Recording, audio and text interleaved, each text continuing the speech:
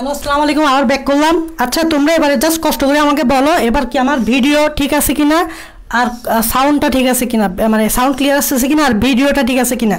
Just এবার একটু কষ্ট করে বলো। তোমরা যারা আমাকে সালাম দিচ্ছ সবাইকে ওয়ালাইকুম আসসালাম। ইতিমধ্যে আমাদের একটু লেট হয়ে গেছে, সো আমি ক্লাসটা শুরু করে দিব, ঠিক আছে?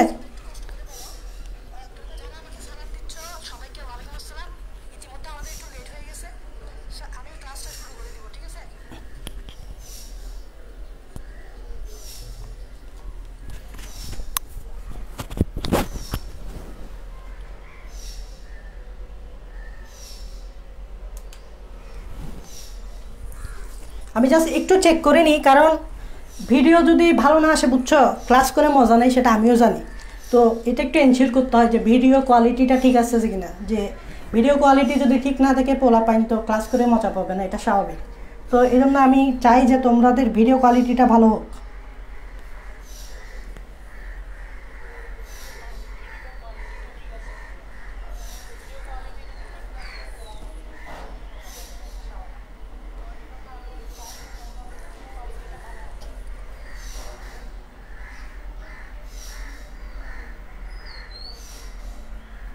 ঠিক আছে, এবার ক্লিয়ার? 720p আসতেছে কেন আমি জানি না, এটা দেখতে হবে আসলে। তাহলে আমি স্টার্ট করি, কি বলো? ক্লাস শেষ স্যার আগের ক্লাসের পড়াগুলো একটু রিপিট করিয়েন। ওকে, কখন শুরু? এখন শুরু হলো, সব ক্লিয়ার। এখন 480 পিক্সেল আসছে, মোটামুটি কাজ চালাই দেওয়া যাবে। এখন হয়েছে ওকে। আচ্ছা ক্লিয়ার কিনা একবার লাস্ট বলো, ক্লিয়ার কিনা? এখন ক্লিয়ার কিনা? সব ভিডিও ক্লিয়ার কিনা? 480 হোক, বাট দেখা তো যাচ্ছে, কি বলো?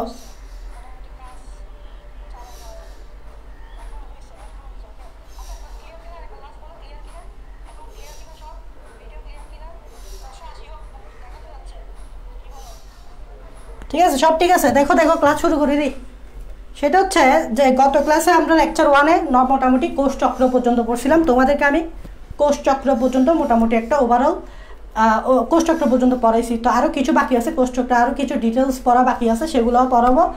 সো এখানে আমি একটা প্রশ্ন গত ক্লাসের অনুযায়ী দিছি। এখানে একটা প্রশ্ন গত ক্লাসে আমি যা পড়াইছি সেই অনুযায়ী আমি একটা প্রশ্ন তোমাদেরকে দিছি। আজকের ক্লাসে নর্মালি আমি আরও কিছু জিনিস পড়াবো। তো দেখো এখানে একটা ফিগার দেওয়া আছে। এই ফিগারটা কিসের ফিগার ইতিমধ্যে বুঝে গেছো, এটা হচ্ছে একটা কোষচক্রের ফিগার। কোষচক্রতে তিনটা সাবফেস থাকে, যেটাকে বলে আমরা ইন্টারফেস। G1 S G2 এগুলোকে বলে ইন্টারফেস, আর এটাকে বলে এম ফেস মানে মাইটোসিস ফেস। এই তিনটা ধাপে একটা সেল কি করে? প্রিপারেশন নেয়। আর এই ধাপে এসে একটা সেল কি করে? কোষ বিভাজন করে। এই তিনটা ধাপকে আমরা কি বলছিলাম বলতো? একত্রে ইন্টারফেস বলছিলাম, আর এটাকে বলছিলাম মাইটোসিস ফেস। তো মোটামুটি এটা হচ্ছে কি? কোষ চক্র। তো এখানে একটা প্রশ্ন লেখা আছে, দেখো কোষ বিভাজন কি? এটা সবাই জানো, আমিও লিখে দিয়েছিলাম কোষ বিভাজন কাকে বলে, তোমরা সবাই জানো। সাউন্ড ক্লিয়ার না? Sound clear, sound clear.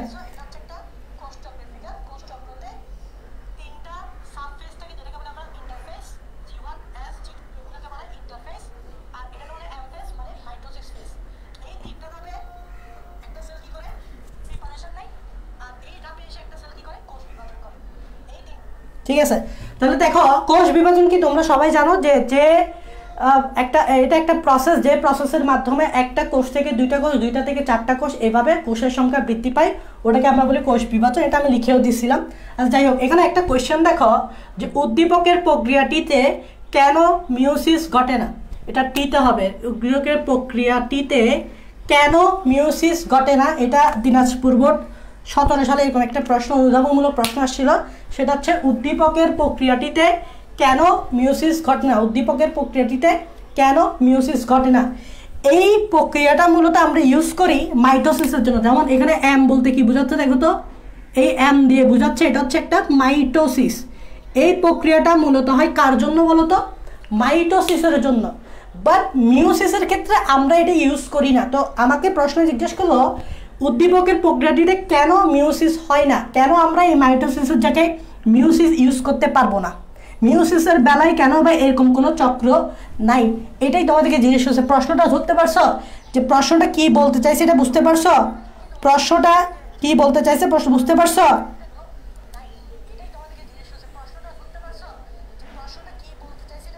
Repeat হচ্ছে না কথা, আমি তো দেখতেছি রিপিট হচ্ছে না। তোমরা এক কাজ করো, বের হয়ে যাও, বের হয়ে আবার ঢুকো।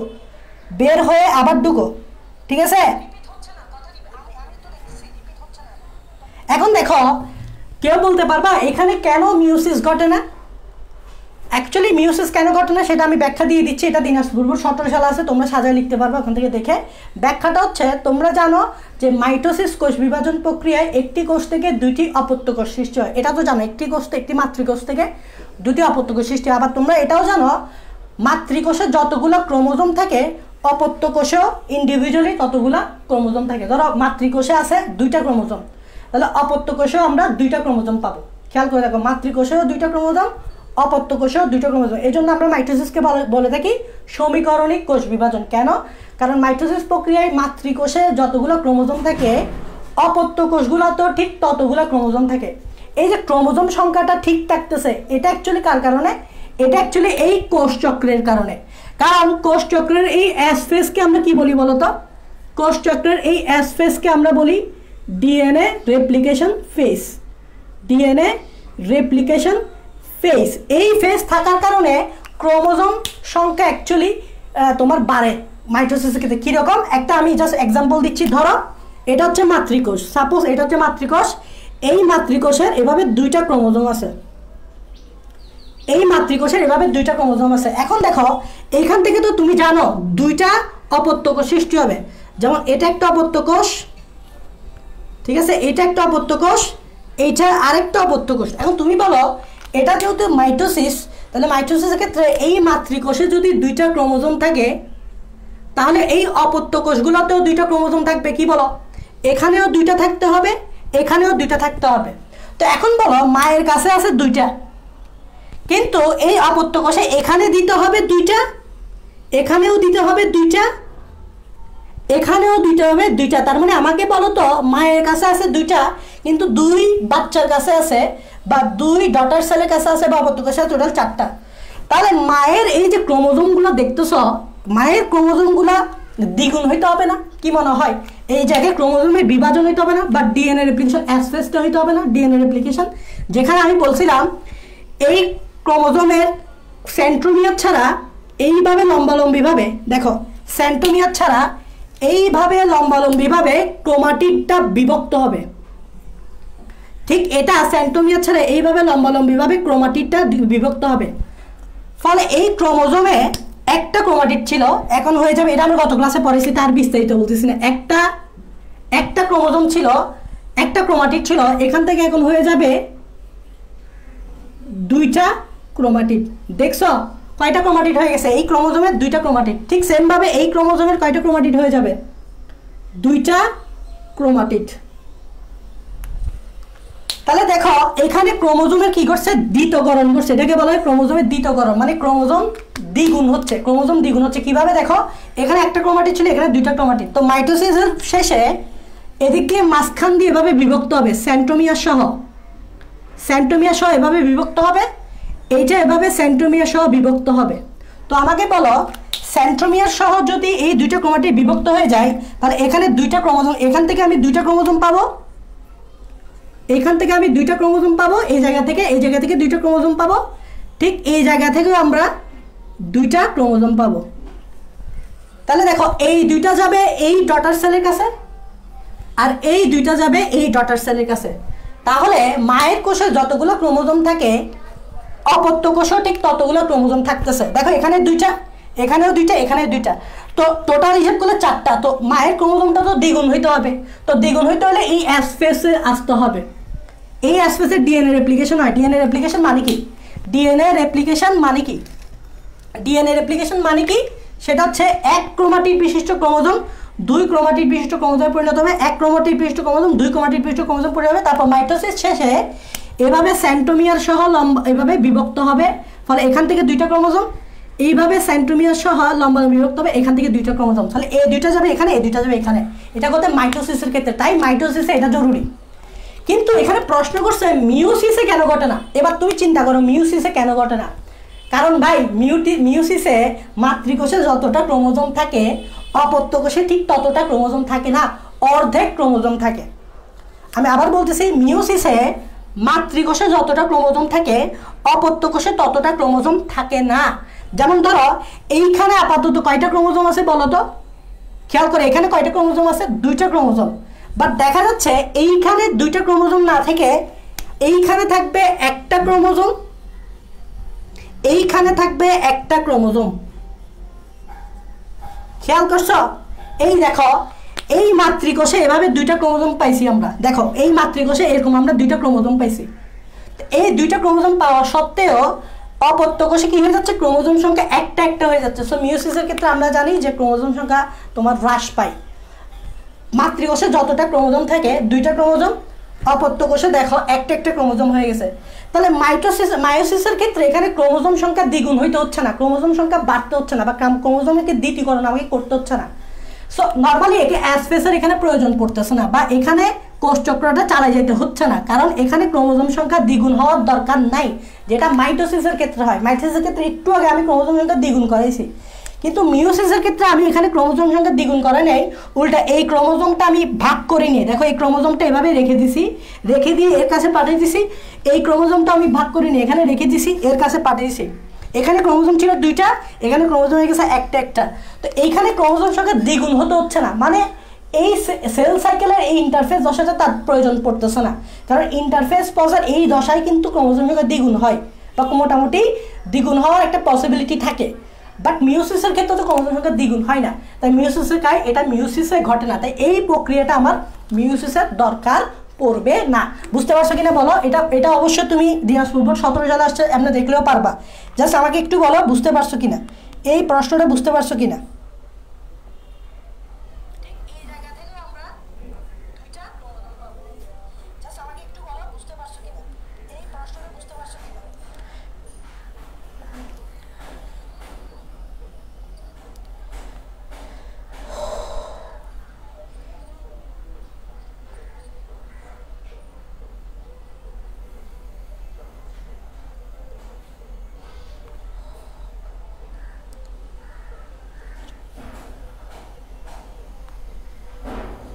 স্যার আরেকবার বলতেছি, একটা জিনিস খেয়াল রাখো, মাইটোসিসের ক্ষেত্রে ক্রোমোজোম সংখ্যা কিন্তু দ্বিগুণ হয়, কারণ অপত্য কোষে যতগুলো ক্রোমোজোম থাকে মাতৃকোষেও ঠিক ততগুলো ক্রোমোজোম থাকে। তাহলে আমাকে বলো তো, এখানে যদি 2টা ক্রোমোজোম থাকে মাতৃকোষে, তাহলে অপত্য কোষেও 2টা থাকতে হবে, এখানেও 2টা থাকতে হবে, এখানেও 2টা থাকতে হবে। তো 2টা থাকতে হতে এটা দ্বিগুণ হইতে হবে, তাহলে দ্বিগুণ হইলে 2 দুগুণা 4, এখানে 2টা এখানে 2টা, 2টা থাকতে হলে তো এখানে ক্রোমোজোমের ডিভিশন ঘটে ক্রোমোজোমটা দ্বিগুণ হইতে হবে, তাহলে 2 দুগুণা কত 4, তাহলে 4-এর মধ্যে এখানে 2টা দিয়ে দাও, এখানে 2টা দিয়ে দাও, তাহলে দেখো ক্রোমোজোম সংখ্যা সেম।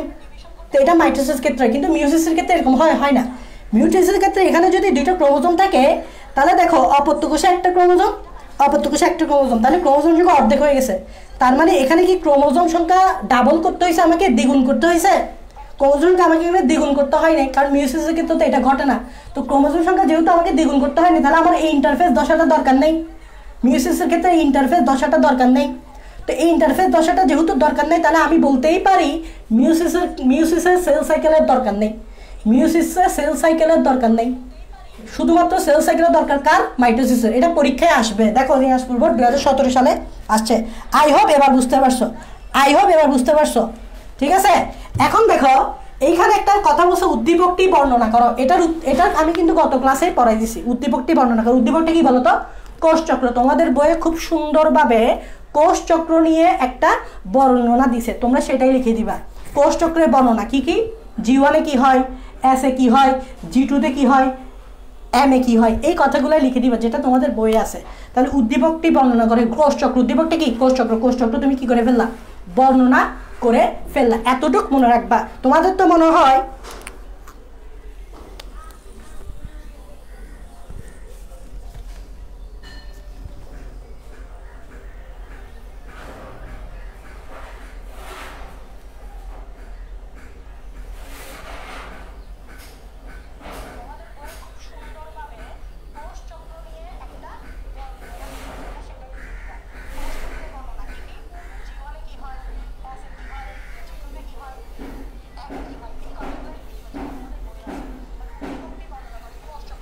দেখো ভিডিও ডিস্টার্ব করতেছে আবার।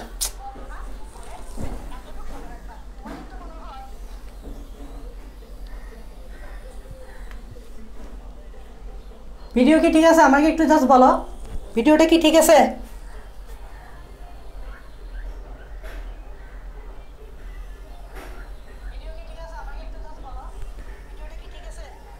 আচ্ছা ঠিক আছে, আমি মনে হচ্ছে লাইভ বন্ধ হয়ে গেছে আজকে, কেন ডিস্টার্ব করতেছে বুঝতেছি না। আচ্ছা যাই হোক, আমি যা লিখে দিছি তা লিখলে হবে, বাট বইয়েরটা লিখলেই বেটার, বা বইয়ের সাথে আমার সাথে মিলে লিখবা। বা আমি যেগুলো লিখে দিই না, অনেক বইয়ে কিছু কথা লিখছে যেটা আমি হয়তো লিখি নাই, বা আমি কিছু কথা লিখছি যেটা বইয়ে হয়তো লিখি নাই, আমার সাথে বইয়ের সাথে মিলাই তুলে লিখতে পারো। তবে মেক শিওর তুমি পয়েন্ট আকারে লিখবা। যেমন G1 কি ঘটে একটু পয়েন্ট আকারে লিখবা, এসে কি ঘটে পয়েন্ট আকারে লিখবা, G2 কি ঘটে পয়েন্ট আকারে লিখবা। এগুলো পয়েন্ট আকারে লিখবা। পয়েন্ট আকারে লিখলে লেখাটাও খুব সুন্দর দেখায়, আর স্যারও একটু ইমপ্রেস হবে যে তুমি পয়েন্ট আকারে লিখছো, সুন্দরভাবে গুছাই লিখছো, তো তোমার বেশি নাম্বার পাওয়ার পসিবিলিটি বেশি হবে। সো মেক শিওর তুমি পয়েন্ট আকারে লিখতেছো, তুমি বইয়ের থেকেও লিখতে পারো, আমার সাথে মিলে তুলেও লিখতে পারো, কোনো অসুবিধা নেই এটা। আচ্ছা এবার আসো এই 4 নাম্বারটা দেখো, এস পর্যায়ে সংগঠিত প্রক্রিয়াটি কোষ বিভাজনে আবশ্যক। তোমরা আমাকে বলো তো এস পর্যায় কোনটা? সেটা হচ্ছে ডিএনএ রেপ্লিকেশন। এখন তোমাকে বলতে যাচ্ছে এই ডিএনএ রেপ্লিকেশনটা অবশ্যই কোষ বিভাজনের দরকার, মানে এটা না হলে কোষ বিভাজন হবে না। ডিএনএ রেপ্লিকেশন না হলে কোষ বিভাজন হবে না। ডিএনএ রেপ্লিকেশন না হলে কোষ বিভাজন হবে না। ডিএনএ রেপ্লিকেশন না হলে কোষ বিভাজন হবে না। প্রশ্নটা হচ্ছে কি? প্রশ্নটা হচ্ছে এস ফেজের অবশ্যই কোষ বিভাজন আবশ্যক, মানে এস ফেজটা কোষ বিভাজনের জন্য অবশ্য দরকার। মানে এই ডিএনএ রেপ্লিকেশন, এস ফেজ থেকে ডিএনএ রেপ্লিকেশন, এই ডিএনএ রেপ্লিকেশনটা অবশ্যই দরকার। এটা তোমাকে ব্যাখ্যা করতে হবে। এটা আসছে Dinajpur board 17, Jessore board 17, Barishal board 17-তে, এগুলাতে আসছে। সো এইটা তোমাকে কি করতে হবে? ব্যাখ্যা করতে হবে। সেটা হচ্ছে এস ফেজের ডিএনএ রেপ্লিকেশনে এই সেল সাইকেলটা আবশ্যক। সেটা একদম সোজা, কারণ তুমি জানো যে ডিএনএ রেপ্লিকেশন কেন জরুরি। কারণ আমরা জানি ডিএনএ হচ্ছে বংশগতির ধারক ও বাহক। একটু এটা বোঝার চেষ্টা করো, বইয়ে তো আছে, বা আমি তো বলে দিছি বোর্ড সংখ্যা, এখান থেকে গুছাই লিখতে পারবা। জাস্ট আমার ব্যাখ্যাটা শুনো। সেটা হচ্ছে যে ডিএনএ হচ্ছে বংশগতির ধারক ও বাহক। তাই আমরা আশা করতে পারি একটা মাদার বা একটা পিতা থেকে বা একটা মাতৃ থেকে ডিএনএ গুলা সন্তান সন্ততিতে কি হয়? ট্রান্সফার হয়। ডিএনএকে বলা হয় বংশগতির ধারক ও বাহক। তাই মাদার বা ফাদার যাই বলো, তাদের যে জিনগুলা বা ডিএনএগুলা সেটা তাদের সন্তান সন্ততিতে ট্রান্সফার হইতে হবে। তো এই জন্য ডিএনএ রেপ্লিকেশন হওয়া অবশ্যই জরুরি। কারণ খেয়াল করো, এটা হচ্ছে মাতৃকোষ, এটা হচ্ছে মাতৃকোষ, খেয়াল করো এটা হচ্ছে মাতৃকোষ, এবং মাতৃকোষে আছে ধরো 2টা এভাবে ক্রোমোজোম। এখন ক্রোমোজোমের ভিতরে কি থাকে বলো তো? ক্রোমোজোমের ভিতরে থাকে ডিএনএ। ক্রোমোজোমের ভিতরে থাকে ডিএনএ। ধরো এটা হচ্ছে একটা ডিএনএ, ক্রোমোজোমের ভিতর থাকে হচ্ছে তোমার ডিএনএ। এখন মাইটোসিসের ক্ষেত্রে এই মাতৃকোষটা নর্মালি 2টা অপত্য কোষে পরিণত হবে। এই দেখো, এটা একটা অপত্য কোষ, এটা একটা অপত্য কোষ। এটা হচ্ছে কি? মাতৃকোষ। এগুলো হচ্ছে তোমার অপত্য কোষ। এটা অপত্য কোষ, এটা অপত্য কোষ, এটা অপত্য কোষ, এটা অপত্য কোষ। এখন দেখো মাদারের ডিএনএ আপাতত কয়টা আছে? ক্রোমোজোম 2টা, তাহলে ডিএনএও 2টা, এখানেও ডিএনএ 2টা, এখানে ডিএনএ একটা, এখানে ডিএনএ একটা, তাহলে টোটাল ডিএনএ কয়টা? 2টা। এই দেখো এখানে ডিএনএ একটা, এখানে ডিএনএ একটা। এখন আমরা জানি মাইটোসিসের ক্ষেত্রে এইখানে যতগুলো ক্রোমোজোম থাকে এইখানেও ততগুলো ক্রোমোজোম থাকতে হবে। তাহলে এখানে 2টা ক্রোমোজোম না, তাহলে এখানেও 2টা ক্রোমোজোম থাকতে হবে। এটা তো আমরা মাইটোসিসে পড়ছি। এখানেও 2টা ক্রোমোজোম থাকতে হবে, এটাও তো আমরা মাইটোসিসে পড়ছি। তো খেয়াল করো, এইখানে যেহেতু 2টা ডিএনএ আছে, তাহলে আমরা এটা অবশ্যই দরকার যে এখানেও যাতে 2টা ডিএনএ থাকে। দেখো এখানেও যাতে 2টা ডিএনএ থাকে, দেখো এখানে যাতে 2টা ডিএনএ থাকে। এই যে ডিএনএ, এই যে ডিএনএ, এই যে ডিএনএ, এই যে ডিএনএ। তাহলে আমাকে বলো, তাহলে টোটাল কয়টা ডিএনএ হইল? এখানে ডিএনএ 2টা, তাহলে এখানে ডিএনএ 2টা, এখানেও ডিএনএ 2টা, তাহলে ডিএনএ কয়টা? 4টা। ডিএনএ কয়টা? এখানে 4টা। কিন্তু মাদার সেলে ডিএনএ কয়টা? দেখো মাদার সেল হচ্ছে ডিএনএ 2টা। খেয়াল করছো? এই মাদার সেলে ডিএনএ 2টা, আর এই যে অপত্য কোষগুলো তৈরি হয়েছে এখানে ডিএনএ টোটাল 4টা। তাহলে আমাকে বলো 2টা ডিএনএ কিভাবে 4টা ডিএনএতে কনভার্ট হইলো? নিশ্চয় ডিএনএ রেপ্লিকেশন। ডিএনএ রেপ্লিকেশন মানে হচ্ছে যেখানে একটা থেকে 2টা হয়। তাহলে আমাকে বলো একটা ডিএনএ থেকে যদি 2টা হয়, 2টা ডিএনএ হয়, তাহলে 2টা থেকে কয়টা হবে? 4টা ডিএনএ হবে। তার মানে এখানে ডিএনএ রেপ্লিকেশন অবশ্যই ঘটতে হবে। যদি এখানে ডিএনএ রেপ্লিকেশন না ঘটে, তাহলে এখানে সমান সমান ডিএনএ যাবে না। দেখো এখানেও 2টা ডিএনএ গেছে, এখানেও 2টা ডিএনএ গেছে। এখন তুমি আমাকে বলো ডিএনএ 2টায় যদি রেপ্লিকেশন না করতো, ডিএনএ রেপ্লিকেশন যদি না হতো, তাহলে এ মাদারের মতো এ 2টা ডিএনএ পাইতো না, এও 2টা ডিএনএ পাইতো না, ডিএনএ সংখ্যা কমে যাইতো। এরকম তো হয় না। মাদারের যে ডিএনএ সেটা অবশ্যই তার সন্তানের কাছে যাইতে হবে। সন্তানের কাছে ট্রান্সফার হইতে হবে। সো এইখানে যে দুইটা ডিএনএ, এই দুইটা ডিএনএ এখানে থাকতে হবে, এখানে যে দুইটা ডিএনএ, এই দুইটা ডিএনএ এখানে থাকতে হবে। তার মানে এই জায়গায় ডিএনএ রেপ্লিকেশন হইতেই হবে, কারণ ডিএনএ রেপ্লিকেশন যদি না হয় তাহলে দুইটা ডিএনএ থেকে 4টা ডিএনএ আসবে না, আর 4টা ডিএনএ যদি না আসে তাহলে এখানেও দুইটা ডিএনএ পাবো না, এখানেও দুইটা ডিএনএ পাবো না। তার মানে এখানে অবশ্যই ডিএনএ রেপ্লিকেশন জরুরি, কারণ ডিএনএ রেপ্লিকেশন না হলে মাইটোসিসের মাধ্যমে যে কোষের সংখ্যাগুলো বৃদ্ধি পায়, প্রত্যেকটা কোষে আমরা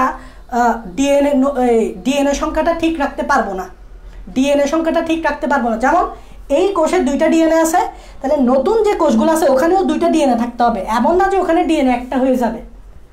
সো এখানে যদি ডিএনএ রেপ্লিকেশন না ঘটতো তাহলে এখানে প্রতিটা কোষের ডিএনএ সংখ্যা আমি ঠিক রাখতে পারতাম না।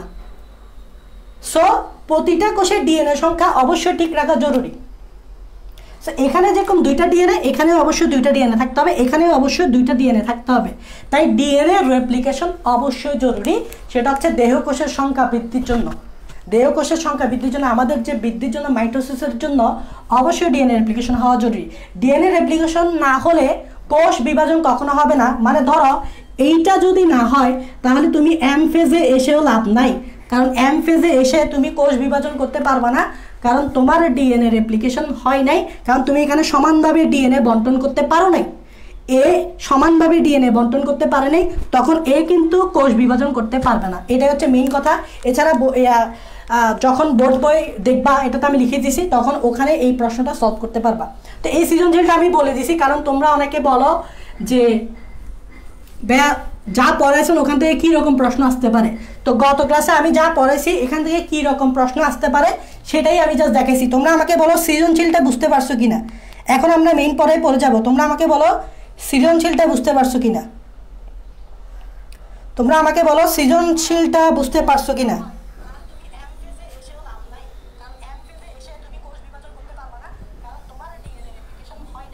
সৃজনশীলটা পারবা কিনা, বুঝতে পারছো? বোঝাটা হচ্ছে মেইন, পারাটা তো ইজি। বুঝছি স্যার, বুঝছি স্যার, জি ভাইয়া বুঝতে পারছি। ওকে, তোমাদের অনেকের মনে হয় অ্যাসাইনমেন্ট আছে না আজকে? কি রে, তোমাদের মনে হয় অনেকের অ্যাসাইনমেন্ট আছে না? তোমরা গেছো? অনেকের আজকে ছিল, অনেকের মনে হয় গতকালই হয়ে গেছে। আচ্ছা যাই হোক। আচ্ছা এখন দেখো আমরা যে টপিকটা পড়ব সেটা হচ্ছে কোষচক্র কিভাবে নিয়ন্ত্রিত হয়। দেখো এটা মজার। কোষচক্র আমরা এখন আমাদের মেইন পড়াতে ঢুকে গেছি, কিভাবে নিয়ন্ত্রিত হয় কোষচক্র, কিভাবে নিয়ন্ত্রিত হয় এটাতে আমরা ঢুকে গেছি। দেখো তোমরা কমেন্ট একটু মানে অবান্তর কমেন্ট করা থেকে বিরত থাকো, ঠিক আছে? যাদের এখন ক্লাস করতে ইচ্ছা করতেছে না তারা চাইলে চলে যেতে পারো, পরে এসে দেখতে পারো, ঠিক আছে? তবে কমেন্টে আজাইরা বা অবান্তর কমেন্ট করে যারা ক্লাস করতেছে তাদেরকে ডিস্ট্র্যাক্ট করিও না। এমন হয় তোমাদের কমেন্টের জন্য যারা অ্যাকচুয়ালি ক্লাসটা করতেছে তারা একটু ডিস্ট্র্যাক্ট হয়ে যায়, কারণ তোমাদের কমেন্ট যখন দেখে তারাও এখানে রিপ্লাই দেওয়াতে ব্যস্ত হয়ে যায়। এই রিপ্লাই দিতে গিয়ে আমি কি বলছি তারা সেটা ভুলে যায়। সো এই জন্য যাদের এখন ক্লাস করতে ইচ্ছা করতেছে না বা যাদের অন্য কাজ আছে তোমরা চলে যেতে পারো, কারণ এখানে রেকর্ডের ব্যবস্থা আছে, তোমরা রেকর্ড এসে দেখতে পারবা, ঠিক আছে?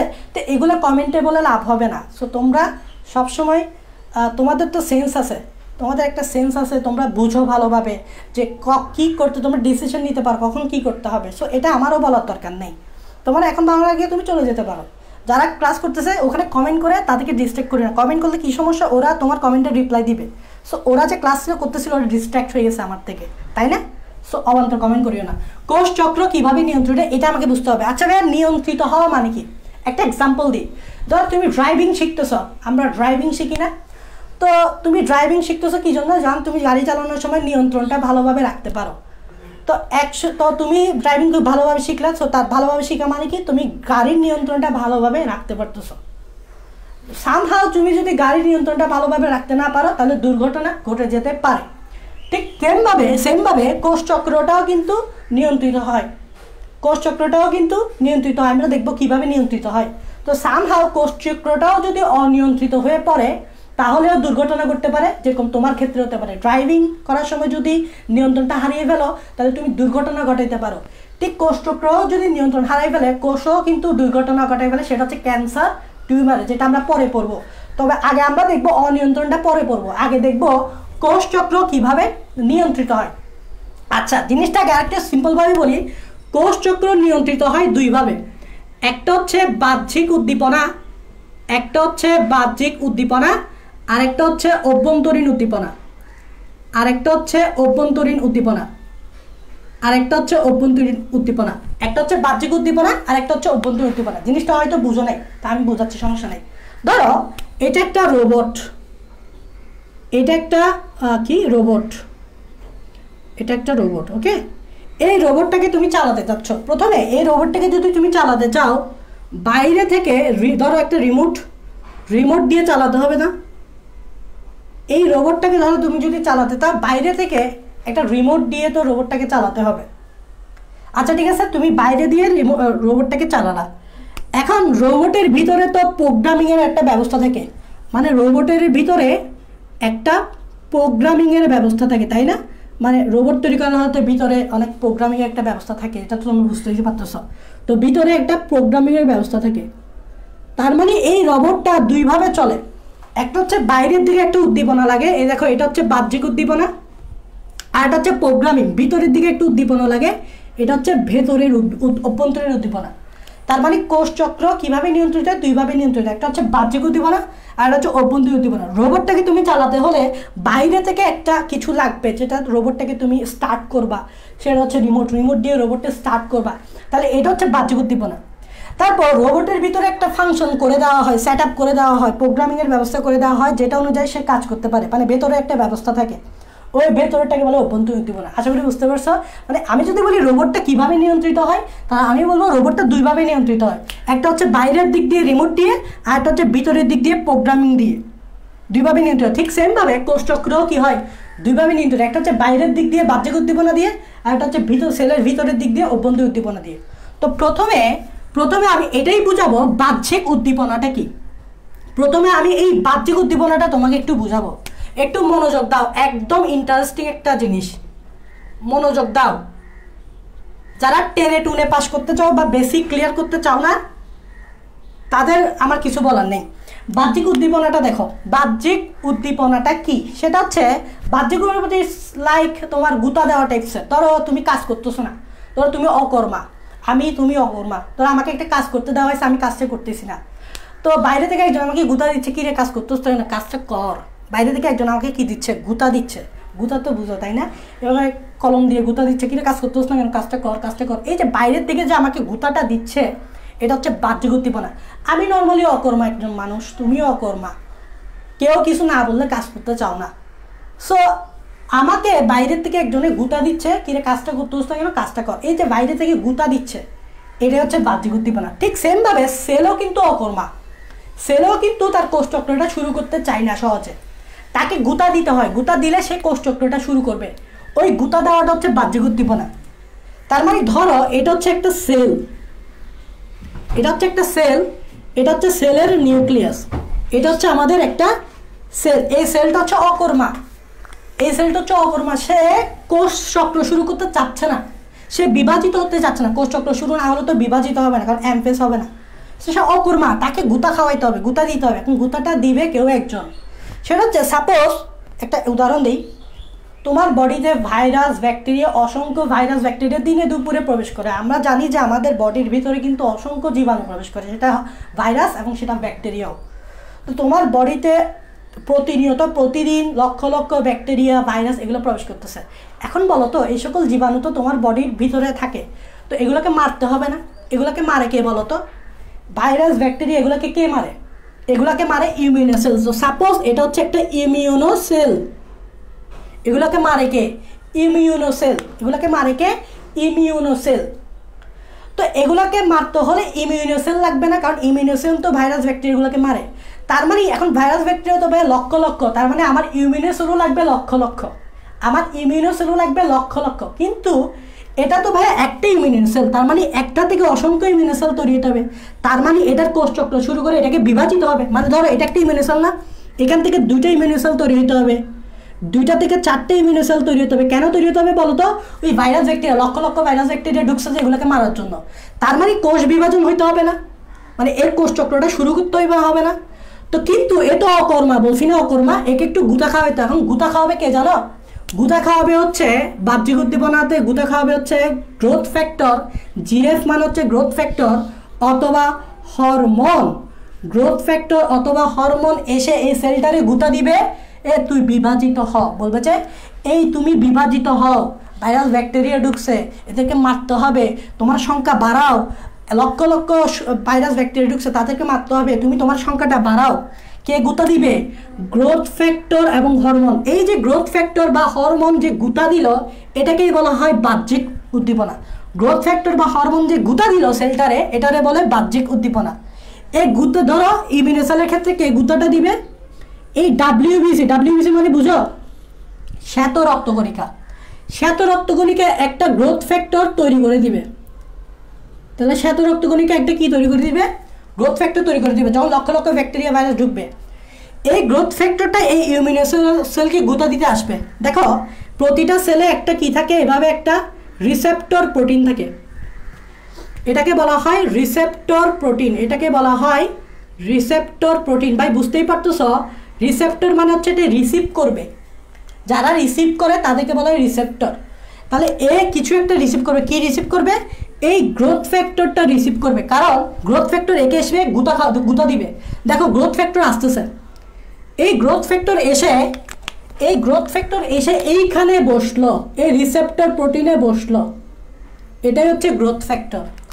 যখনই গ্রোথ ফ্যাক্টরটা রিসেপ্টর প্রোটিনে এসে বসলো, সাথে সাথে সে একটা এদিক দিয়ে সিগন্যাল পাঠাবে ওকে, যে এই তুমি বিভাজিত হও, কারণ আমার বডিতে অসংখ্য ভাইরাস ব্যাকটেরিয়া ঢুকে গেছে, তুমি তোমার সংখ্যা বাড়াও, তুমি তোমার কোষচক্র শুরু করে দাও, তুমি তোমার কোষচক্র শুরু করে দাও, তুমি তোমার কোষচক্র শুরু করে দাও, কারণ তোমাকে বিভাজিত হতে হবে, অসংখ্য ইমিউনোসেল তৈরি করতে হবে।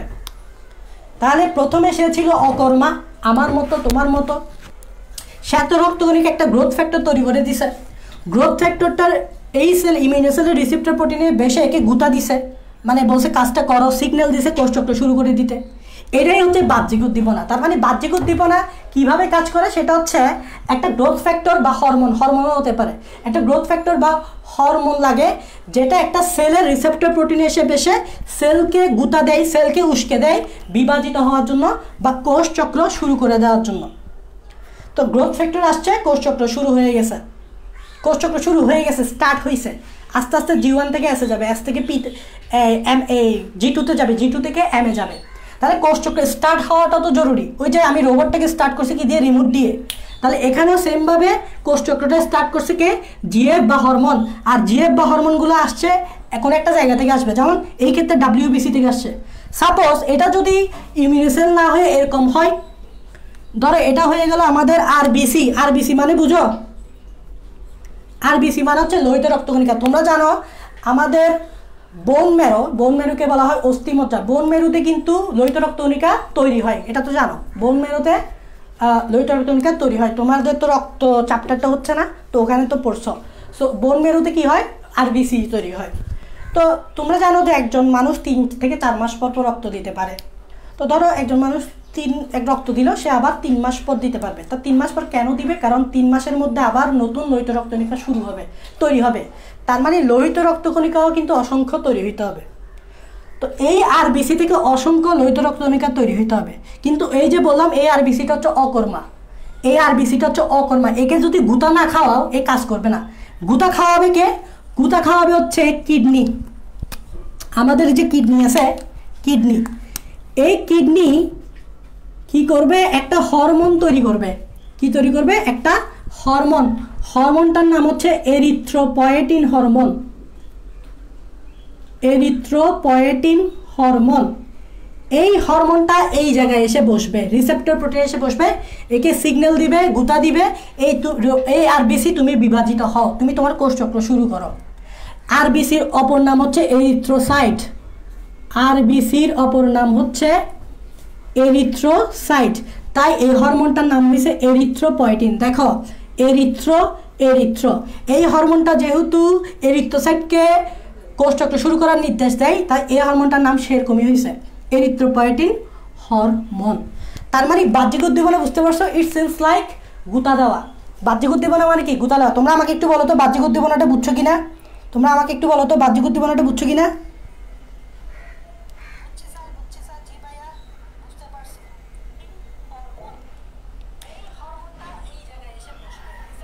তোমরা আমাকে একটু বলো বাহ্যিক উদ্দীপনাটা বুঝতে পারছো না? একদম সোজা না?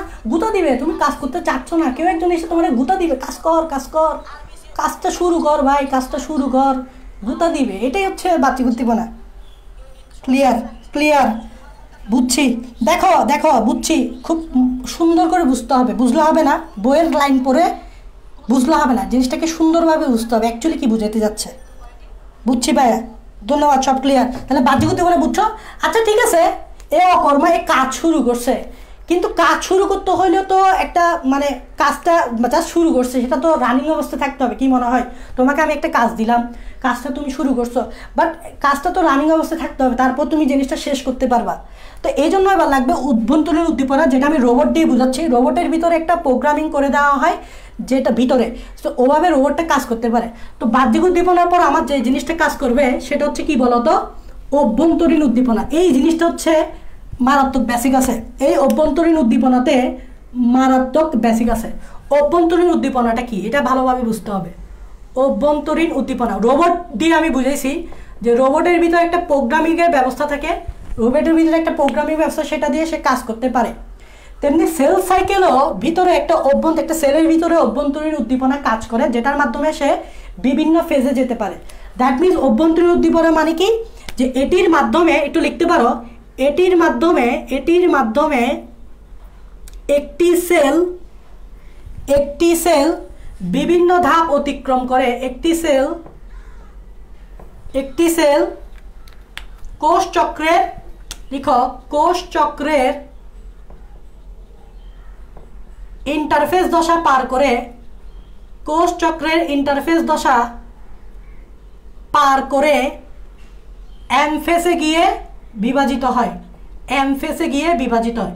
এই যে ফাইনাল যে একটা অ্যাকশন, আমরা জানি একটা সেল বিভাজিত হবে, তো বিভাজিত হলে তো পুরো ইন্টারফেসটাকে অতিক্রম করতে হবে। প্রথমে G1, তারপর S, তারপর M2, তারপর হচ্ছে G2, তারপর গিয়ে M এ গিয়ে বিভাজিত হবে, তাই না? তোমার কি মনে হয় কোষ চক্র শুরু হয়েছে? তার মানে শুরু হওয়া মানে কি? প্রথমে আসছে G1, প্রথমে একটা সেলকে G1 এ থাকবে, G1 থেকে তাকে কই যেতে হবে? S এ, S থেকে কই যেতে হবে? G2 তে, দেন G2 থেকে ফাইনালি কোথায় যাবে? M এ যেতে হবে। এই যে ইন্টারফেস দশাটা সে পার করতেছে, এই ইন্টারফেস দশাটা সে পার করে অভ্যন্তরীণ উদ্দীপনার সাহায্যে। এটা একটু লিখো, এটা আমি এখন মুছে দিচ্ছি, এই জিনিসটা লিখো। এটির মাধ্যমে একটি সেল কোষ চক্রের ইন্টারফেস দশা পার করে এম ফেজে গিয়ে বিভাজিত হয়। দেখবো এটা কিভাবে হয়, এখন দেখবো এটা কিভাবে হয়। তোমরা অনেকে সিডিকে বুঝো না, আজকে সিডিকে বুঝতে যাবা। অনেকে সিডিকে সাইক্লিং এগুলো বুঝো না, তাই না? আজকে বুঝে যাবা। দেখো অভ্যন্তরীণ লিখছো, তাহলে আমি মুছে দিই, ওকে ওকে, মুছে দিই। এবার আসো অভ্যন্তরীণ উদ্দীপনা কিভাবে হয়। অভ্যন্তরীণ উদ্দীপনার জন্য মেইন যে ফ্যাক্টর, মেইন যে নাটের গুরু, সেটার নাম হচ্ছে সাইক্লিন ডিপেন্ডেন্ট কাইনেস। খেয়াল করো, সাইক্লিন ডিপেন্ডেন্ট কাইনেস, এটার নাম হচ্ছে কি? নাটের গুরু, যে সব কিছু নিয়ন্ত্রণ করবে, ওর নাম হচ্ছে সাইক্লিন ডিপেন্ডেন্ট কাইনেস। এটাকে সংক্ষেপে বলে সাইক্লিন দিয়ে C, ডিপেন্ডেন্ট দিয়ে D, কে দিয়ে কাইনেস দিয়ে কে, তাহলে এটাকে সংক্ষেপে বলে CDK। What is CDK? CDK মানে হচ্ছে সাইক্লিন ডিপেন্ডেন্ট কাইনেস। এখন তোমরা এই কথাটা বইয়ে পাবা, বাট এই কথাটা তোমরা বুঝো না, এই জিনিসটা আমি আজকে তোমাদেরকে বুঝাই দিব। কাইনেস কথাটার শেষে এস কথাটা আছে, দেখতে পাচ্ছ? এস, মনে রাখবা কোনো কিছুর নামের শেষে যদি এস, এস কথাটা শুনো, মনে রাখবা এটা একটা এনজাইমকে বোঝাচ্ছে। তার মানে নামের শেষে যদি ASE কথাটা থাকে, বা এস, বাংলায় বলে এস কথাটা যদি থাকে, মনে রাখবে এটা একটা এনজাইমকে বোঝাচ্ছে। তার মানে তুমি দেখো এখানে ASE এস আছে না, তার মানে CDK হচ্ছে একটা এনজাইম, তার মানে CDK হচ্ছে কি? একটা এনজাইম। দেখো নামের শেষে এস, মনে রাখবা নামের শেষে যদি এস থাকে ওটা একটা এনজাইমকে বোঝায়। কি বোঝায়? একটা এনজাইমকে বোঝায়। তার মানে CDK হচ্ছে একটা এনজাইম। আচ্ছা ভাই, কি ধরনের এনজাইম? মনে রাখবা কাইনেস শব্দটা যেখানে শুনবা, মনে রাখবা এর কাজ হচ্ছে কোনো একটা পদার্থে ফসফেট গ্রুপ অ্যাড করা। খেয়াল করো, কাইনেস এনজাইমটার নাম যে জায়গায় শুনবা, এর একটাই কাজ, সেটা হচ্ছে কোনো একটা পদার্থে ফসফেট যুক্ত করা, বা কোনো পদার্থ থেকে ফসফেট বাদ দেওয়া। ফসফেট যুক্ত করা, ফসফেটটা তোমরা চিনো, PO4, তোমরা ফসফেট চিনো না? PO4। তার মানে কাইনেস এনজাইমের কাজ কি বলতো? কোনো একটা পদার্থে সে সবসময় ফসফেট গ্রুপ যুক্ত করবে, এটা মনে রাখবা। তাহলে প্লাস পি দিয়ে আমি কি বোঝাচ্ছি, কোনো একটা পদার্থে সে ফসফেট গ্রুপ যুক্ত করবে।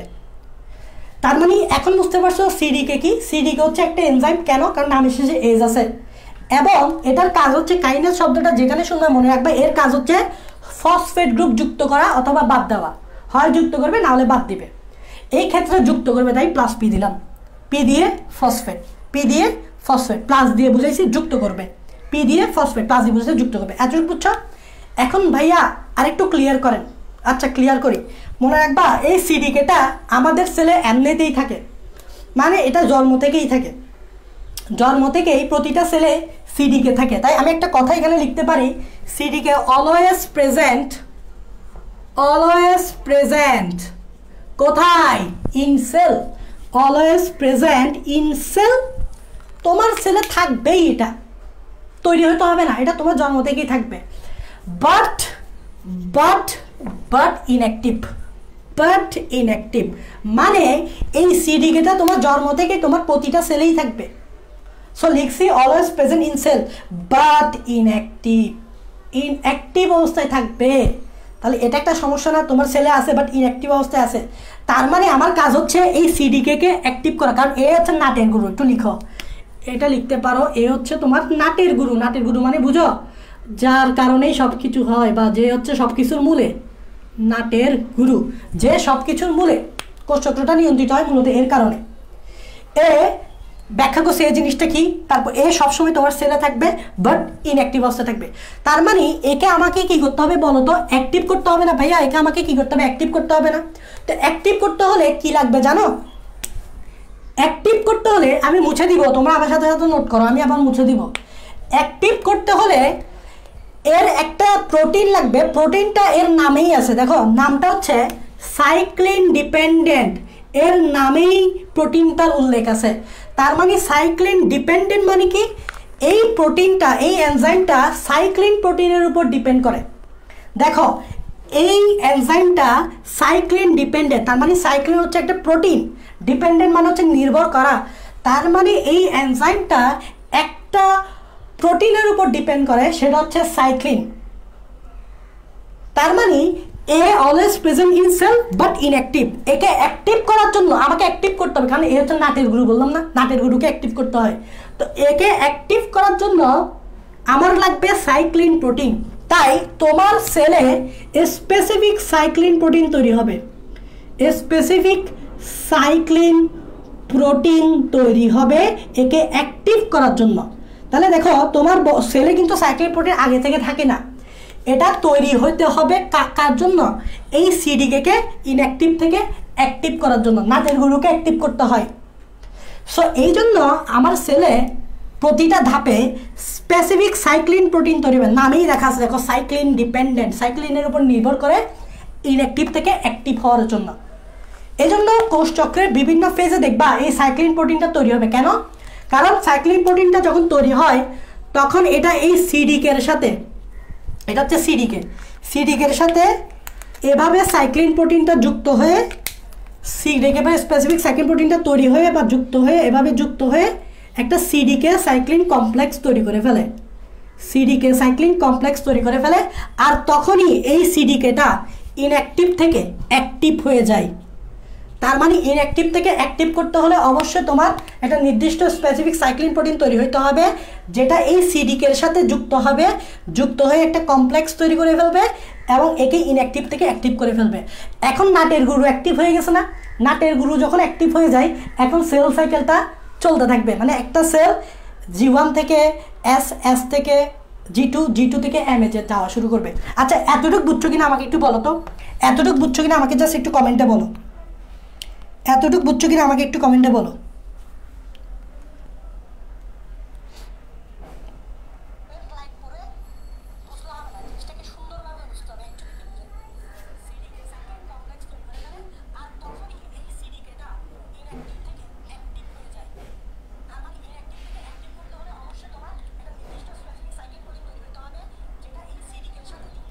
আরেকবার প্লিজ। আচ্ছা বলতেছি, সিডিকে তোমার শরীরে সেলে থাকবে, দেখো অলওয়েজ প্রেজেন্ট বলছি, ইংলিশটা বুঝো। Always present in cell but inactive. Inactive হলে তো হবে না, অ্যাক্টিভ হইতে হবে, কারণ এ হচ্ছে নাটের গুরু। একে অ্যাক্টিভ করবে কে বলো তো? স্পেসিফিক সাইক্লিন প্রোটিন, যেটা তোমার বডি সেলে থাকবে না, এটা তৈরি হইতে হবে। তৈরি হয়েছে না? তৈরি হয়েছে। এবার এটাই সিডিকের সাথে যুক্ত হয়ে একটা কমপ্লেক্স তৈরি করেছে, তখন এটাই সিডিকে অ্যাক্টিভ করে দিচ্ছে সোজা, ইনঅ্যাক্টিভ থেকে অ্যাক্টিভ করে ফেলছে সোজা। নাটের গুরু এখন অ্যাক্টিভ হয়ে গেছে।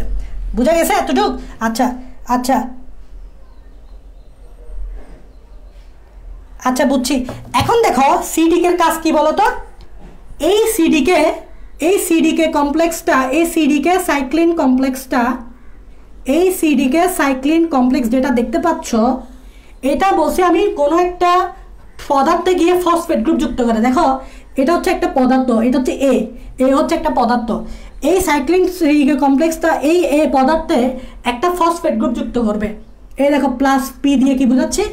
একটা ফসফেট গ্রুপ যুক্ত হবে। মনে রাখবা, এরকম যদি কোনো একটা পদার্থে গিয়ে ফসফেট গ্রুপ যুক্ত করে, ওই প্রসেসটাকে বলা হয় ফসফোরাইলেশন। ফসফোরাইলেশন মনে রাখবা। সিডিকে সাইক্লিন কমপ্লেক্সের কাজই হচ্ছে এই প্লাস পি মানে ফসফেট গ্রুপ কোনো একটা পদার্থে যুক্ত করা। সাপোজ এ হচ্ছে একটা পদার্থ, তার মানে সাইক্লিন সিডিকে কমপ্লেক্স এই এ পদার্থে একটা ফসফেট গ্রুপ যুক্ত করবে। আর মনে রাখবা, কোনো একটা পদার্থে যদি ফসফেট গ্রুপ যুক্ত করা হয়, ওই প্রসেসটার নাম হচ্ছে ফসফোরাইলেশন। ফসফোরাইলেশন দিয়ে বোঝাচ্ছে ফসফেট গ্রুপ যুক্ত করা হয়েছে বা ফসফেট গ্রুপ অ্যাড করা হয়েছে, এটাকে বলে ফসফোরাইলেশন। তাই তোমাদের বই এরকম একটা লাইন পাবা, সিডিকে ফসফোরাইলেশন নিয়ন্ত্রণ করে, এরকম একটা লাইন পাবা। তোমরা পাবাই, তোমরা পড়লেই পাবা সিডিকে ফসফোরাইলেশন নিয়ন্ত্রণ করে। এখন বুঝছো যে সিডিকে ফসফোরাইলেশন নিয়ন্ত্রণ করে বলতে কি বোঝানো হয়েছে? এখন বুঝছো সিডিকে ফসফোরাইলেশন নিয়ন্ত্রণ করে বলতে কি বোঝাতে হচ্ছে? সেটা হচ্ছে এই সিডিকে সাইক্লিন কমপ্লেক্স কোনো একটা পদার্থে ফসফেট গ্রুপ যুক্ত করবে, আর এই ফসফেট গ্রুপ যুক্ত করাকে বলা হয় ফসফোরাইলেশন। তাই বইয়ে এরকম একটা লাইন লিখছে, সিডিকে ফসফোরাইলেশন নিয়ন্ত্রণ করে। আই হোপ তোমাদেরকে বুঝাইতে পারছি বইয়ে কেন এই লাইনটা লিখছে, সিডিকে ফসফোরাইলেশন নিয়ন্ত্রণ করে। এই বইয়ে এই লাইনটা কেন লিখছে? কারণ আমি বলতেছি এই সিডিকে সাইক্লিন কমপ্লেক্স কোনো একটা পদার্থে ফসফেট গ্রুপ যুক্ত করবে, আর ফসফেট গ্রুপ যুক্ত করাকে বলা হয় ফসফোরাইলেশন, যেটা তোমরা একটু পরে দেখতে পাবা, একটু পরে সেল সাইকেল নিয়ন্ত্রণ করার সময় দেখতে পাবা। আই হোপ এই জিনিসটা একদম ইজি, বুঝতে পারছো।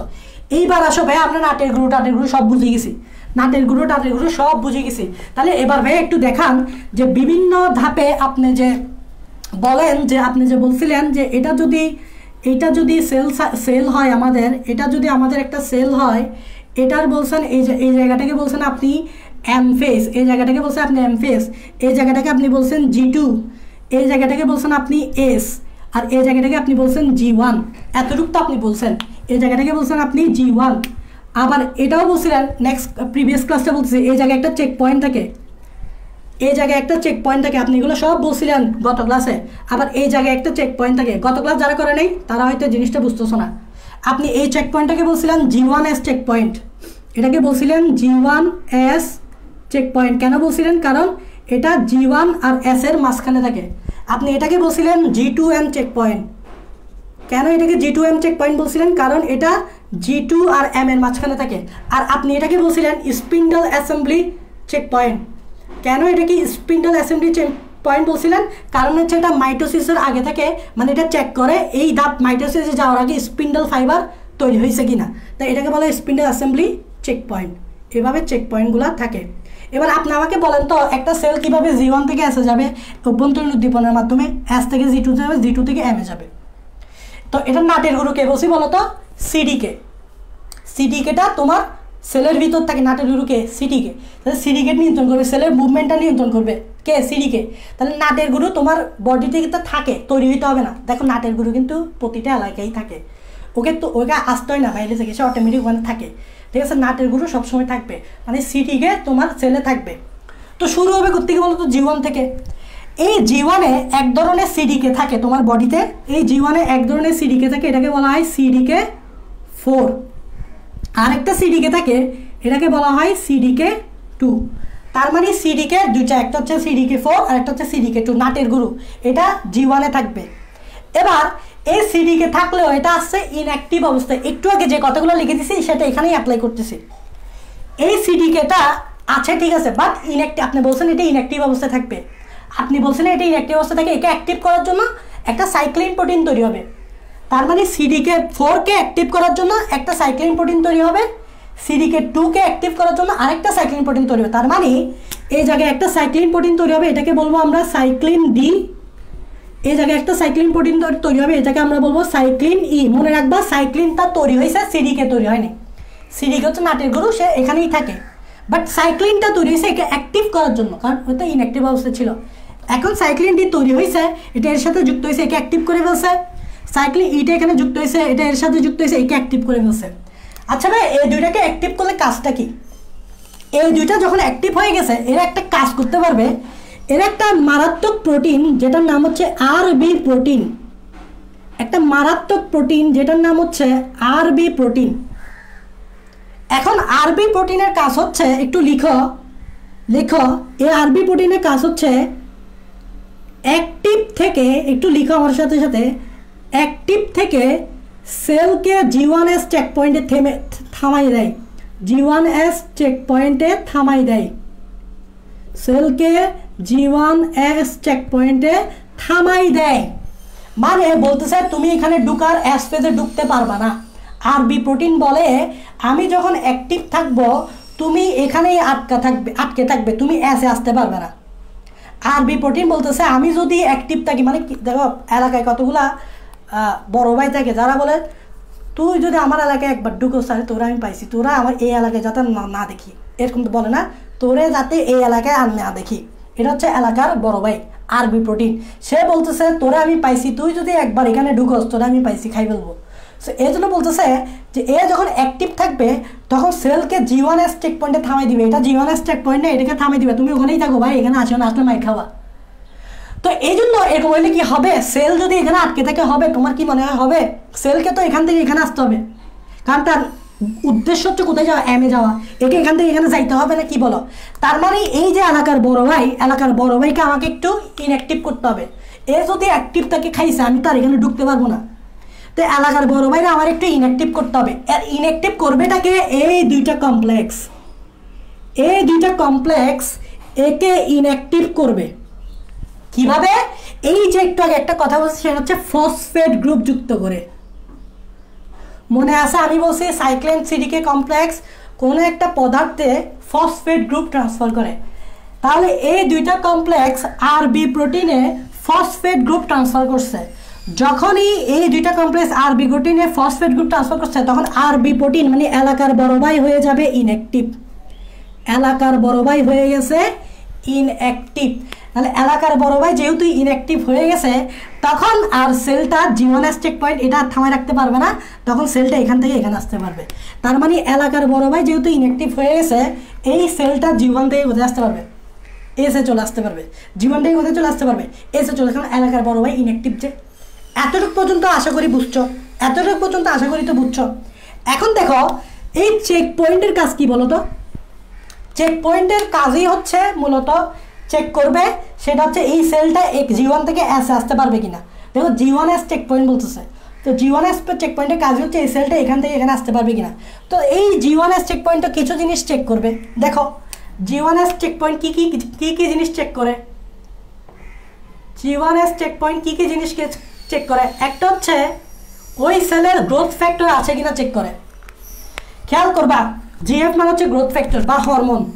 গ্রোথ ফ্যাক্টর বা হরমোন প্রথমে খেয়াল করো, আমরা তো দেখছি যে কোষ চক্র শুরু করতে হলে তো গ্রোথ ফ্যাক্টর লাগে। যদি G1S চেক পয়েন্ট দেখে এই সেলে কোনো গ্রোথ ফ্যাক্টর নাই, সে এই সেলটাকে এখানে থামাই দিবে, বলবে তুমি ঢুকিও না, কারণ তুমি ক্যান্সার সেল। কারণ গ্রোথ ফ্যাক্টর না থাকলেও এটা মূলত ক্যান্সার সেলই হয়। আমরা আস্তে আস্তে ক্যান্সার সেলের বিস্তারিত ব্যাখ্যা তো পড়বো। সো এই জন্য G1S চেক পয়েন্ট যদি এখানে কোনো গ্রোথ ফ্যাক্টর না দেখে, বলবে তুমি ঢুকিও না, তুমি হচ্ছে ক্যান্সার সেল, ঢুকলে সমস্যা আছে, ক্যান্সার করে ফেলবা। সো এই জন্য গ্রোথ ফ্যাক্টরটা আছে কিনা চেক করে। নাম্বার 2 আর কি চেক করে, সেটা আর চেক করে হচ্ছে তোমার, এটা চেক করে হচ্ছে নিউট্রিয়েন্ট, পর্যাপ্ত পরিমাণ নিউট্রিয়েন্ট তৈরি হয়েছে কিনা, আছে কিনা, পর্যাপ্ত পরিমাণ নিউট্রিয়েন্ট আছে কিনা এটা চেক করে। তারপর আরও জিনিস চেক করে, সেটা হচ্ছে ডিএনএ ড্যামেজ হয়েছে কিনা এটা চেক করে। ধরো কোনো একটা সেলের ডিএনএ ড্যামেজ হয়েছে, ভাই ডিএনএ ড্যামেজ হইলে সেটা যদি রেপ্লিকেশন করে ফেলে অ্যাসফেজে, সেটা মারাত্মক, এখান থেকে ক্যান্সার সেল সৃষ্টি হতে পারে। একটা ডিএনএ ড্যামেজ পড়াবো পরে। ডিএনএ ড্যামেজ এখানে যদি হয়, তাহলে এটা যদি অ্যাসফেজে আছে রেপ্লিকেশন করে ফেলে, ড্যামেজ ডিএনএ থেকে অসংখ্য ড্যামেজ ডিএনএ তৈরি হয়ে যাবে, আলটিমেটলি সেলটা ক্যান্সার সেলে কনভার্ট হবে। তাই সে এটাও চেক করে ডিএনএটা ড্যামেজ হয়েছে কিনা। যদি দেখে ডিএনএতে ড্যামেজ আছে তাহলে এটা এখানে আটকে দেয়। আমাদের লাইফটা সেভ করতেছে আর কি, ক্যান্সার হতে আমাদের রক্ষা করতেছে, সামনে পড়বো। আচ্ছা, এই জিনিসগুলো কি করে চেক করে? আরেকটা জিনিস চেক করে, সেটা হচ্ছে সেল সাইজ। এইসব জিনিস যদি ওকে থাকে তাহলে একটা সেল G1 থেকে এসে চলে যাবে। তাহলে এখন সেলটা কোথায় আসলো বলো তো? এসে আসলো। এখন এসে আসলে, এসে আসার কাজটা কি? সেটা হচ্ছে এসে আসলে সেলটা ডিএনএ রেপ্লিকেশন করে। কি করে? কারণ এস ফেজ মানে কি? DNA replication. এখন আমাকে বলো তো ভাইয়া, এস ফেজে সে ডিএনএ রেপ্লিকেশন করার জন্য আগে ডিএনএ রেপ্লিকেশনটা অ্যাক্টিভেট হইতে হবে। তুমি কোনো কিছু যদি শুরু করতে চাও তাহলে তোমাকে সুইচ বাটন অন করে অ্যাক্টিভেট করতে হবে। তাহলে এখানে আগে ডিএনএ রেপ্লিকেশনটা কি হতে হবে? অ্যাক্টিভেট হইতে হবে। তাহলে অ্যাক্টিভেট করার কাজটা ওই সেম, সাইক্লিন সিডিকে কমপ্লেক্স। তার মানে তোমার এখানে একটা সিডিকে থাকে। সিডিকেটার নাম কি? সিডিকেটার নাম হচ্ছে সিডিকে 2। আমি বারবার বলতেছি সিডিকে হচ্ছে এগুলো তোমার সেলে থাকে এবং বাট ইনঅ্যাক্টিভ অবস্থা থাকে। তো এই সিডিকেটাকে অ্যাক্টিভ করার জন্য একটা প্রোটিন তৈরি হবে, নাম হবে সাইক্লিন প্রোটিন। এই সাইক্লিন প্রোটিনটার নাম হচ্ছে সাইক্লিন প্রোটিন এ। সাইক্লিন প্রোটিন এ যখন সিডিকের সাথে যুক্ত হয়ে যাবে, এই সিডিকে অ্যাক্টিভ হয়ে যাবে। ফলে অ্যাক্টিভ হয়ে যাওয়ার কারণে এটার কাজ কি? এটা অ্যাক্টিভেট ডিএনএ রেপ্লিকেশন। এটা ডিএনএ রেপ্লিকেশন কি করে দিবে? অ্যাক্টিভেট করে দিবে। তাহলে সুন্দর করে সেলের কি হয়ে যাবে বলো তো? সুন্দর করে সেলের ডিএনএ রেপ্লিকেশন হয়ে যাবে। সুন্দর করে সেলের ডিএনএ রেপ্লিকেশন হয়ে যাবে। আচ্ছা ঠিক আছে, এতটুকু বুঝলাম। তাহলে এবার সেলটা কোথায় আসলো? G2 তে আসলো। সেলটা কোথায় আসলো? কারণ এস ফেজে ডিএনএ রেপ্লিকেশন হয়ে গেছে, এবার তো G2 তে আসবে। সেম G2 তে সেম ঘটনা ঘটবে। এখানে একটা সিডিকে থাকে, এখানে একটা সিডিকে থাকে। বললাম যে সিডিকে সবসময় থাকবে। সিডিকেটার নাম হচ্ছে সিডিকে 1, বাট ইনঅ্যাক্টিভ অবস্থা আছে। একে অ্যাক্টিভ করার জন্য একটা সাইক্লিন প্রোটিন তৈরি হবে, নাম হচ্ছে সাইক্লিন বি। আচ্ছা, সিডিকে 1কে সাইক্লিন প্রোটিন তৈরি হয়ে সাইক্লিন প্রোটিন সিডিকে 1-এর সাথে যুক্ত হয়ে এটাকে অ্যাক্টিভ করে দিল। অ্যাক্টিভ করার কারণে এর কাজ হচ্ছে কি? সেলকে G2 থেকে M এ পাঠাই দেওয়া। তার মানে এটার কাজ হচ্ছে সেলকে M ফেজে প্রমোট করে। এটার কাজ হচ্ছে সেলকে M ফেজে প্রমোট করে। তার মানে ফাইনালি একটা সেল G2 থেকে M ফেজে প্রবেশ করতে পারছে, M ফেজে গিয়ে প্রবেশ করতে পারছে। কার কারণে? এটার কারণে। CDK1 ছিল but inactive, cyclin protein B তৈরি হয়ে এটাকে অ্যাক্টিভ করলো। সো অ্যাক্টিভ করার কারণে এটা সেলকে M ফেজ গিয়ে প্রমোট করছে। এখন তোমরা G2 তে একটা কথা শুনবা, সেটা হচ্ছে MPF। একটা কথা শুনবা, সেটা হচ্ছে কি বলো তো? MPF। একটা কথা শুনবা, সেটা হচ্ছে MPF। What is MPF? MPF মানে হচ্ছে ম্যাচুরেশন প্রমোটিং ফ্যাক্টর। এই কথাটা একটু বোঝার চেষ্টা করো। Maturation promoting factor. দেখো, ম্যাচুরেশন প্রমোটিং ফ্যাক্টর মানে হচ্ছে সেম, সেটা হচ্ছে এটা সেম জিনিস, সেটা হচ্ছে সিডিকে সাইক্লিন কমপ্লেক্স। সিডিকে সাইক্লিন কমপ্লেক্স মানে হচ্ছে এটা একটা MPF, এটা একটা MPF, এইটা একটা MPF। তার মানে হোয়াট ইজ MPF? MPF হচ্ছে একটা সাইক্লিন সিডিকে কমপ্লেক্স। মানে এই যে জিনিসটা দেখতেছো এটা একটা MPF, এই যে জিনিসটা দেখতেছো এটা একটা MPF, এই যে জিনিসটা দেখতেছো এটা একটা MPF। দ্যাট মিন্স MPF মানে হচ্ছে এই সিডিকে সাইক্লিন কমপ্লেক্স, যেটা পর্যাপ্ত পরিমাণ তৈরি হইলে, এই দেখো এখানে যদি পর্যাপ্ত পরিমাণ MPF এটা তৈরি হয়, তাহলে এইটা এই সেলকে M ফেজে প্রমোট করবে। MPF এর কাজ হচ্ছে সেলকে M ফেজে প্রমোট করা। প্রমোট করা থেকে আসছে প্রমোটিং, প্রমোট করা থেকে আসছে প্রমোটিং। MPF এর কাজ হচ্ছে একটা সেলকে মাইটোসিসে কি করা? প্রমোট করা। কি করা? প্রমোট করা। তাহলে MPF বুঝছো? কথাটা বুঝতে পারছো? MPF কি? MPF হচ্ছে একটা সাইক্লিন সিডিকে কমপ্লেক্স, যার কাজ হচ্ছে সেলকে G1 থেকে M এ প্রমোট করা। সেলকে G1 থেকে, যেমন দেখো এটা এখানে প্রমোট করছে, এটা এখানে প্রমোট করছে, এটা এখানে প্রমোট করছে। তো এই সাইক্লিন সিডিকেগুলো বলা হয় MPF। আই হোপ তোমরা MPF টার্মটা বুঝতে পারছো। আচ্ছা, এখন দেখো এইখানে একটা চেক পয়েন্ট আছে না? এই যে এই চেক পয়েন্ট, এটাকে বলা হয় G2M চেক পয়েন্ট। এটাকে বলা হয় G2M check point. G2M check পয়েন্টের কাজ কি? দেখবে এই সেলটা G2 থেকে M এ যাইতে পারে কিনা। কি কি চেক করবে? দুইটা জিনিস চেক করবে। একটা হচ্ছে সেল সাইজ চেক করবে, সেল সাইজ বড় হয়েছে কিনা। অবশ্যই সেল সাইজ বড় হইতে হবে। আরেকটা জিনিস চেক করবে, ডিএনএ রেপ্লিকেশন হয়েছে কিনা। ডিএনএ রেপ্লিকেশন ঠিকভাবে হয়েছে কিনা এটা চেক করবে, কারণ এস ফেজে তো ডিএনএ রেপ্লিকেশন হয়েছে। সামহাও যদি ডিএনএ রেপ্লিকেশন ভালোভাবে না হয় তাহলে এই চেক পয়েন্টটাকে সেলকে G2 থেকে এমে যাইতে দিবে না, কারণ ডিএনএ রেপ্লিকেশন ঠিকভাবে হইতে হবে, ডিএনএ রেপ্লিকেশনে কোনো মিস্টেক থাকা যাবে না।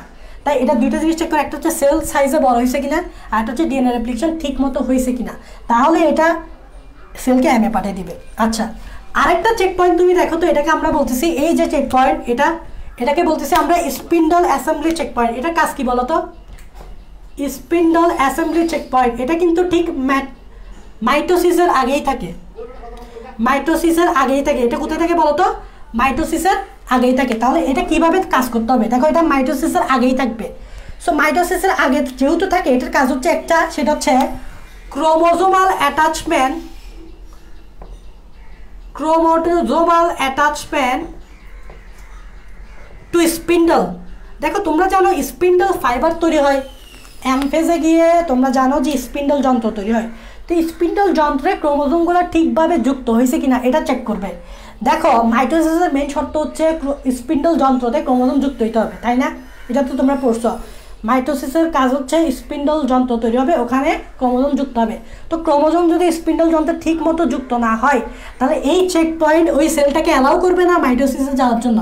তাহলে মাইটোসিসে যাওয়ার জন্য এই চেক পয়েন্ট দেখবে স্পিন্ডল যন্ত্রতে ক্রোমোজোমটা ঠিকভাবে অ্যাটাচ হয়েছে কিনা।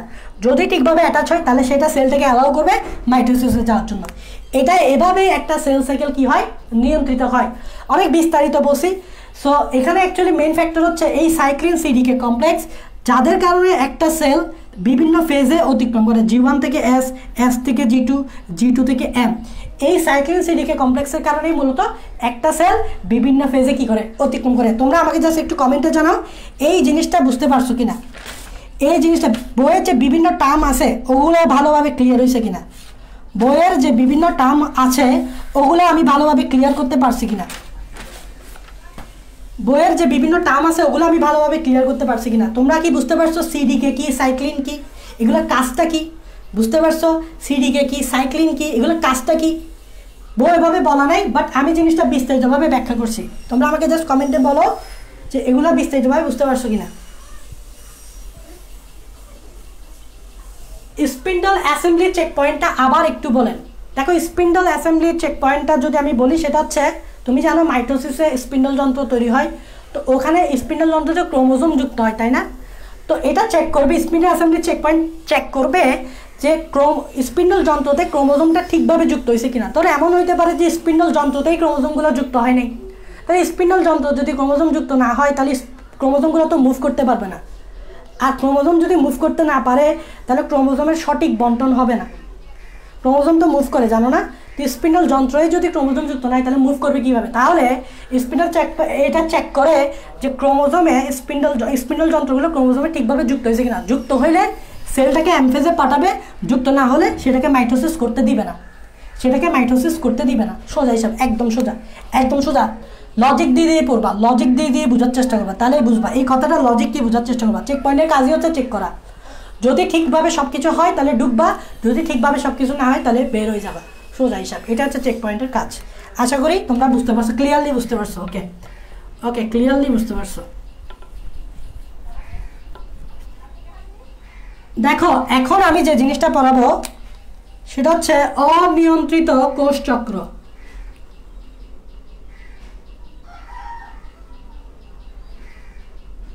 অনিয়ন্ত্রিত কোষ চক্র সেটা কি?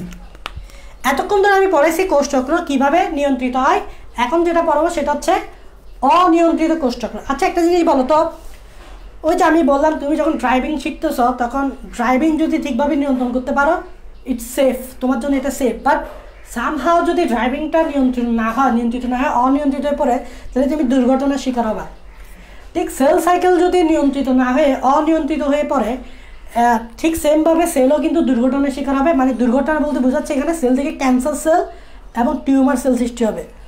তার মানে অনিয়ন্ত্রিত কোষচক্র কি তৈরি করে? দুর্ঘটনা, মানে ক্যান্সার, টিউমার সৃষ্টি করে। এটাকে অবলিক দিয়ে লিখো অনিয়ন্ত্রিত মাইটোসিস, সেম টপিক। অনিয়ন্ত্রিত মাইটোসিস, সেম টপিক। তার মানে বুঝতে পারছো, কোষচক্র যদি সামহাও অনিয়ন্ত্রিত হয়ে পড়ে তাহলে এখান থেকে ক্যান্সার এবং টিউমার সেল সৃষ্টি হবে। এখন আমরা এটা বিস্তারিত পড়ব কিভাবে ক্যান্সার টিউমার সেল সৃষ্টি হবে। দেখো বোঝার চেষ্টা করবা, লজিক দিয়ে দিয়ে বোঝার চেষ্টা করবা।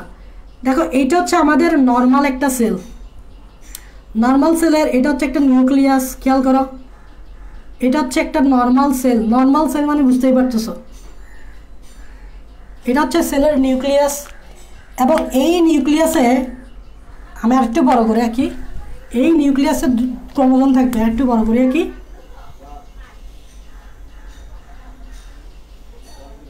এই দেখো এই নিউক্লিয়াসে কি থাকে বলো তো, ক্রোমোজোম থাকে। এটা হচ্ছে আমাদের নর্মাল সেল। কি সেল? Normal cell. বোঝার চেষ্টা করবা, খুব ভালোভাবে বোঝার চেষ্টা করবা। সেল এটা হচ্ছে ক্রোমোজোম। ক্রোমোজোমে কি থাকে বলো তো, একটা জিন থাকে। তোমরা জিন চিনো? জিন মনে হচ্ছে যেটা ক্রোমোজোমের ডিএনএতে অবস্থিত কিছু খণ্ডিত অংশ, ডিএনএতে অবস্থিত কিছু খণ্ডিত অংশ যা আমাদের বিভিন্ন বৈশিষ্ট্য নিয়ন্ত্রণ করে। এটা জিন দ্বারা কিন্তু আমাদের বিভিন্ন বৈশিষ্ট্য নিয়ন্ত্রিত হয়। তো ঠিক এই ক্রোমোজোমের এই জায়গায় ধরো একটা জিন আছে। জিন মানে হচ্ছে যেটা আমাদের বৈশিষ্ট্য নিয়ন্ত্রণ করে। এই জিনটার একটা নাম আছে, জিনটার নাম আমি দিচ্ছি। এই জিনটার নাম হচ্ছে প্রোটো অনকোজিন। বোঝার চেষ্টা করবা ভাই, বেসিক আছে।